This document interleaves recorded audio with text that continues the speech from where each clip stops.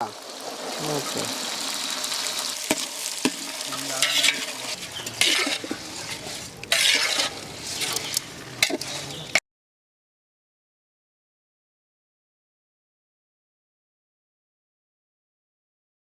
યોગેશભાઈ, હા, હવે આપણે તેલ નાખીશું અંદર. ઓકે, અત્યારે આપણે શું બનાવી છીએ? ખીચડી બનાવી રહ્યા છે, રામ ખીચડી. રામ ખીચડી? હા, શું વાત છે. આપણે તેલ નાખેલું છે બરાબર પહેલા સૌપ્રથમ તો. ઓકે, ખીચડી બનતા કેટલો ટાઈમ લાગે? એ અડધો પોણો કલાક થશે. અડધો પોણો કલાક? હા. અચ્છા, આપણે અત્યારે કેટલા માણસ માટે બનાવીએ છીએ?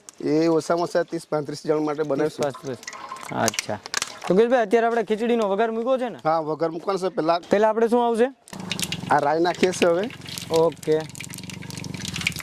હવે થોડાક સૂકા મરચાં નાખી દઈએ બરાબર. ઓકે, એટલે જરાક સ્વાદ સારો આવે. ઓકે,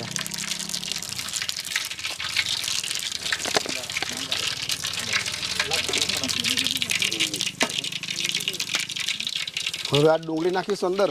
ઓકે,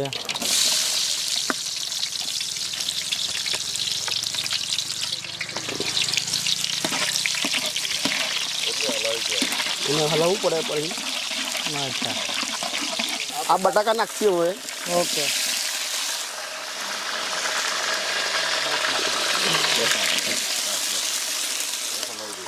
હવે આ વટાણા નાખશું હવે. હવે વટાણા નાખી દીધા ને? હા, ઓકે, હવે થોડી વાર એને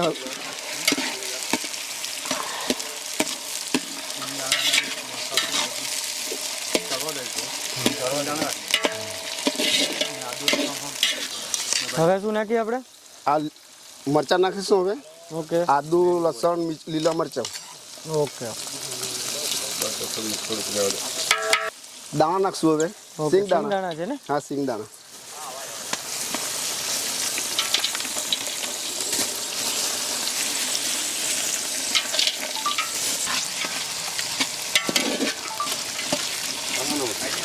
હવે આપણે શું શું લીધું છે? આ હળદર છે, મરચાંનો ભૂકી છે, ગરમ મસાલો છે, ઓકે, ખીચડી મસાલો છે. અચ્છા. એ હવે અંદર નાખશું બરાબર. ઓકે,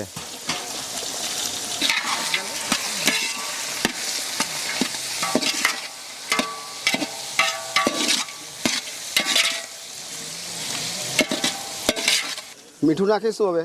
ઓકે, સ્વાદ અનુસાર. હા, સ્વાદ અનુસાર. થોડું પાણી નાખશું હવે. ઓકે, ચોખાના મગની દાળ હવે નાખશું અંદર હવે.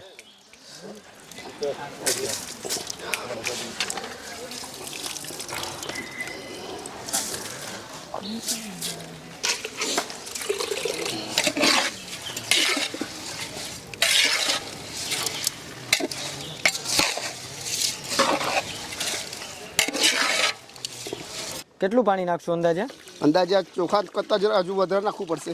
અચ્છા, આપણે 4 કિલો ચોખા લીધા હા, ને? હા, હા.